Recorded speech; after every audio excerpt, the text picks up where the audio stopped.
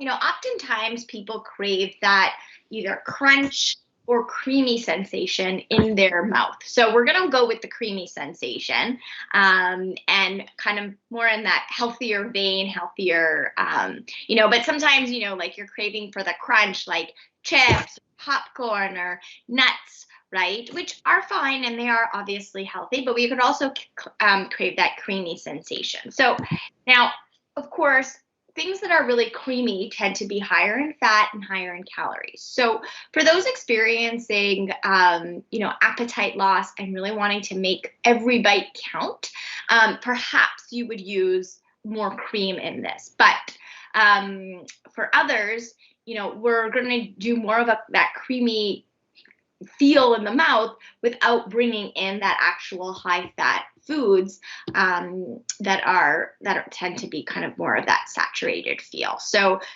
we've got lots of color here. We'll definitely, with soups, you definitely get that nice smell, aromas going on. And I love soup for this season. I think, it's super easy to make a one-pot dish. And that's it. You could have that for your meal. All right, Jer. Take it away. Yeah. Okay, so bring you back up here. We're going to be making, this is a really nice comforting soup. It is a take on a sort of a classic chestnut soup. So I don't know if you've had a chestnut soup before, but again, now's the time, the season for chestnuts. Usually October to like end of December is usually the best time. But even if it's out of that season, you can get these like vacuum packed chestnuts, which are super convenient. They're cooked, they're peeled, everything's already done. And that's what I'm going to be using today because it's just super convenient. If you did want to roast your own chestnuts, or if you had like leftover roasted chestnuts, you can definitely use those in this soup as well. So really accessible. And the chestnuts are going to provide a little bit of that sweetness. And because they're like a starchier ingredient, like Steph mentioned, it's going to give us this really nice sort of creamy mouthfeel in the soup, without needing to rely on adding heavy cream or like what a potato would do in like a potato soup. The chestnut's going to provide us that really nice texture. So first thing that I want to do, and to get this soup started, I'm adding you can add some onions. I have some shallots here. So I'm going to add some shallots. And they're peeled. I'm just going to roughly chop them. So I'll have them, and I'm going to throw them into a pot. So I'm going to bring you a little closer here to the action. All right, so I've got my shallots, and I'm going to throw into a pot, which is over medium heat and has just a little bit of olive oil in there. And now this soup is going to be pureed. So again, I just want them to be consistent and even in size, but they don't have to be super fine or small. And about a cup's worth of shallots or onions in there. I'm going to throw in another very aromatic ingredient, some garlic. And again, roughly chopped, sliced. You can even crush it with the side of a knife. And for those who can't have or tolerate onion or garlic, you certainly could put them in larger chunks into your oil and let that infuse so that you get the flavor of the garlic and the onion, but without actually eating it, because then you could take it out. Okay, absolutely. So that's just, some people can't tolerate it. Again, like based on your symptoms, you might be experiencing diarrhea or gas and bloating, and those are kind of the trigger culprit foods. So that's okay. Don't need to have those. You certainly could get the flavor without actually having the ingredient. Yeah, great point. Okay, so olive oil, garlic, a little bit of shallots. Then for some herbs, I'm going to throw in some aromatics here. So I have some rosemary, and I'm just going to throw a little bit in. If you don't like rosemary, you don't add it. So you can. It's a pretty intense herb. You can throw in some thyme. You can throw in some parsley if you like. Stir that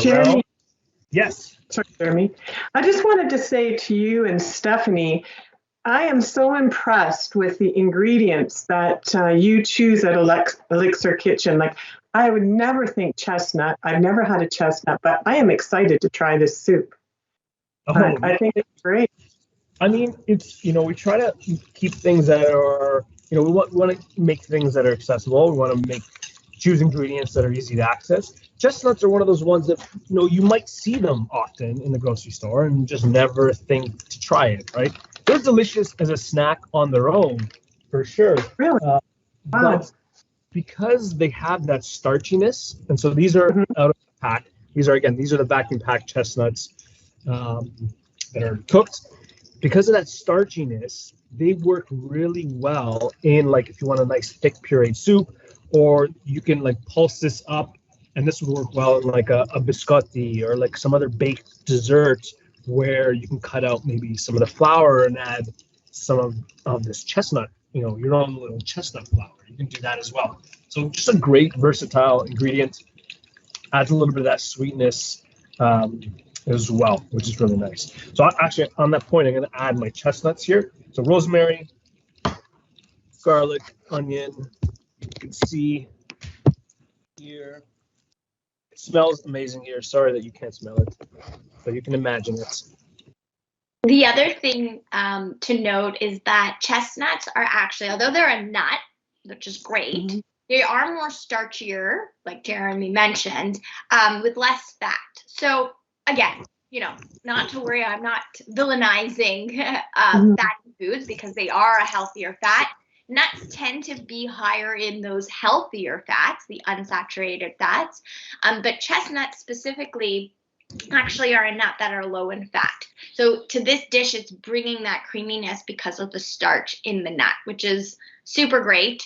Lots of fiber as well for those who want to help things keep going. There's lots of, again, like ways that you sometimes when we're making a soup, Jeremy and I add in like those red lentils to make things starchy and creamy, which is great, but this is just a different option, a different feel, a different taste for sure.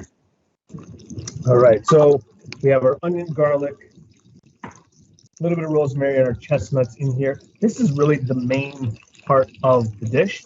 I'm going to go ahead and add some stock to this. So you can keep this very simple. Use like, veg or chicken stock. They have like low sodium and no sodium ones that you can get at your grocery store. You cover that, let it simmer like 5-10 minutes, and then go ahead and puree.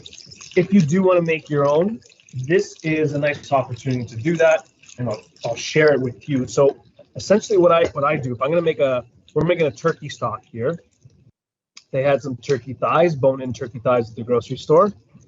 Really simple. I can just throw it in a pot, throw in a carrot, celery stick, cover it with water, and then just let that simmer until turkey's cooked all the way through. For a larger piece like this, you can go an hour to 2 hours covered, and let that cook. And then once the turkey is nice and shredded, the stock is ready to go, ready to use. But you can use chicken.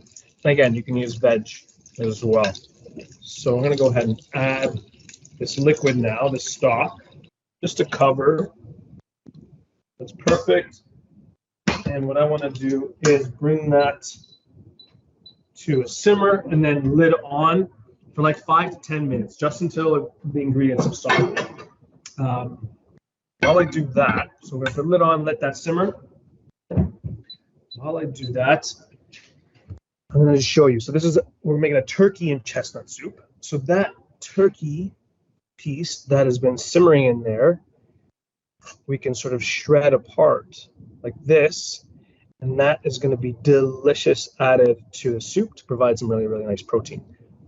That is obviously optional. This is something where you can bring in leftovers. Like I think it is American Thanksgiving. So happy Thanksgiving to everyone from the United States. If you have leftover turkey, this is a great opportunity to add some in. Something a little different than just a regular turkey soup.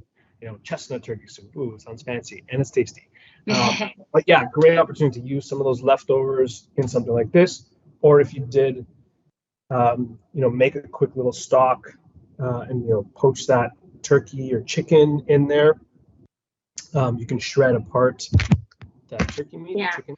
And again, this would make like a perfect meal, right? You don't have to, this would, you have your protein, you have some veg, you have some healthy fats. And honestly, that's, make things easy for yourself. Have one pot dishes that have everything that you need in one.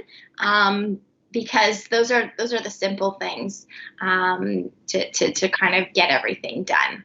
And then you could freeze this dish for sure in little Tupperware containers, and then pull one out whenever you're ready or hungry, or take it out the morning before.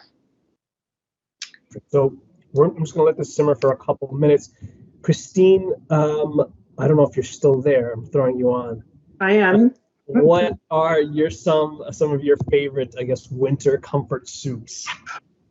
Well, you know what? I am a soup lover. And there's not too much that I don't enjoy. The only thing, oddly enough, is lima beans. So I'll take any other kind of soup as long as there's no lima beans. But turkey soup is one of my favorites, and I am definitely going to try this. What a perfect soup for after Christmas. And it's Christmassy with, chestnuts. I think of Christmas. Chestnuts, the rosemary, yeah. garlic. Sure, yeah, definitely has that holiday feel to it. And you're right, it is a great way to use up some of those leftovers from Christmas, or any holiday events you have. And turkey is one of those things that you usually end up with tons of leftovers. So finding ways to incorporate it can be a little challenging sometimes. But this would be a perfect soup for that. And going for that, I guess, mouthfeel stuff. Yeah. What other mouthfeels would you consider in terms of stimulating? So often the ones that people go for are the creamy or that crunchy feel. So like I said earlier, so they'll go for like cream soups or dips, right? Which again is fine. But sometimes some of those creamier options are made with saturated fats. So we want to try to move into more of those healthier fats with the unsaturated. So like guacamole, right? So that's an avocado made with really good, healthy, nutritious fats. And you could for sure also dip that with something crunchy. I'm guilty and loving those. I don't want to say guilty because there's really nothing wrong with them, but the whole wheat tortilla chips is a really great way to make that creamy dip as a carrier.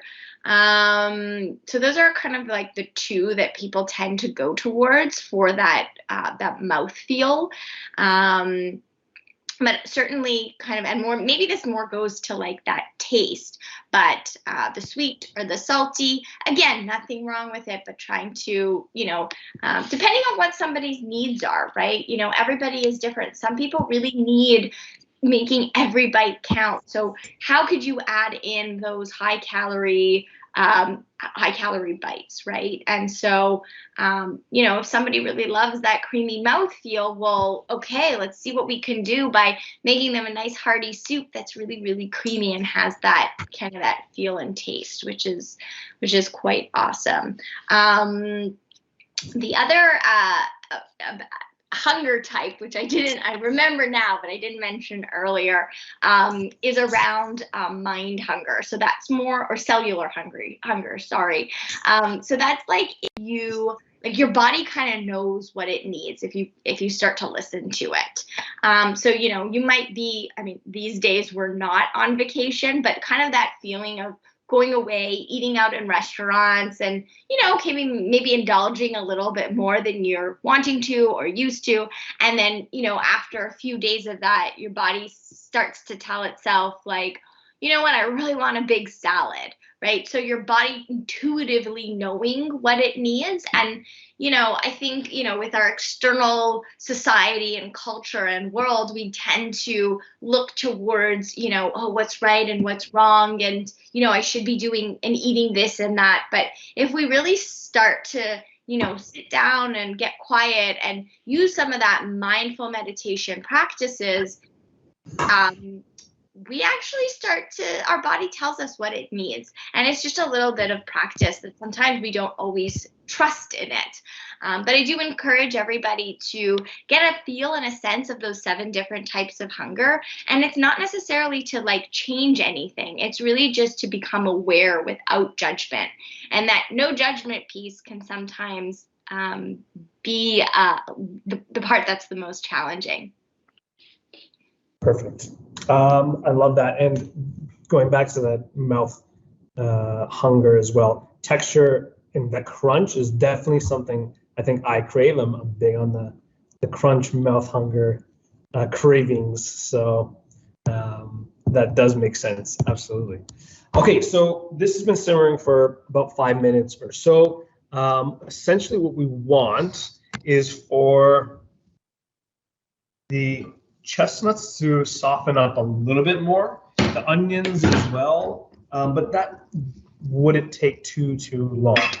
Okay, so this looks just about ready. I'm gonna blend it. If you have an immersion blender, like a stick blender, you can just go ahead, add that to the soup pot. I'm going to just carefully pour this into the blender here to puree it. If you do have a stand blender, just do it carefully. Use a ladle a little bit at a time. I find that it does give you a really, really nice puree. If you have a good hand blender, that works too. And if you don't like it like super pureed, do like a half puree so that you get a little bit of that creaminess, but you have some of the texture from the chestnuts and the garlic and the onions as well.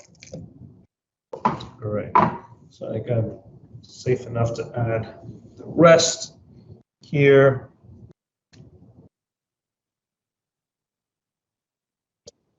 And if you didn't want to add turkey or chicken, you wanted to add some extra like protein, something that Steph and I have talked about before is you can add skim milk powder to a soup. That is also another way to give it that sort of creaminess. What's nice is you can add it directly to hot soups and it's not going to curdle, it's not going to break like a low-fat dairy would. And you're getting some protein there too, right, Steph, with the skim milk powder? Yeah, no, absolutely. That's a really great tip and idea to, again, bulk it up, add that protein. And protein tends to make you feel fuller for longer, right? So that's something that, if you are managing your weight, you want to make sure that you have foods that are sustaining. Stephanie, I think I got a tip from you before about adding if you were lacking protein in your diet, especially for some of those cancer patients that have difficulty eating. Mm-hmm. What about protein powder? Would that be a healthy addition? Yeah, so that's what Jared just said is like protein powder or a skim milk powder. That's something that you can definitely add to bulk up that protein. If you're adding that protein powder, you want to purchase one that's not flavored, especially if you're using it with cooking. Like sometimes they come in a vanilla or a chocolate flavor, or strawberry, whatever, but if you're adding it to something like a soup, it's really, really beneficial to have that neutral. And it also actually, I've seen them come in liquid forms too, which are really easy to mix. Yeah. So it's just a matter of kind of, either doing an internet search or going to your local pharmacy or even grocery store to see, what's out there and what serves your purposes. Because you're right. Like for some people, they just cannot get it in, and using that powder is just a way to like step it up a few bites at a time. Mm-hmm. Thanks, Stephanie. Of course. Yeah. Great question. Jer, I think you're unmuted. On mute. Yes, there we go. This is blended up, the soup, nice and creamy, delicious. And if you like it a little bit thinner, you can add a little bit more stock as you go. If you like it a little bit on the thicker side, more of the pureed side, if you still have more of those vacuum packed chestnuts, you can just throw them in because they're already cooked, and it'll help to thicken up the soup as you blend it. So I've got some of this turkey, the shredded turkey, from making that broth there. And you can, obviously, if you're using leftovers, just make sure you warm it up first. Like this warm soup will obviously warm it up a bit, but you want to make sure with leftovers that you are warming it up until it is steaming, just for food safety. So just do that in a pan or in the oven. So a little bit of that shredded turkey in there, and then top it with this. And it looks like I added cream, right? It has this really nice sort of creaminess to it,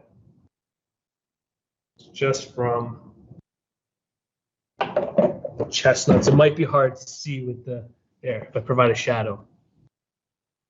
That's a little bit better. And then if you want a little bit of color, you can throw some greens on there. Got some chives. And there we go. There is our turkey chestnut soup. Perfect for these cold days.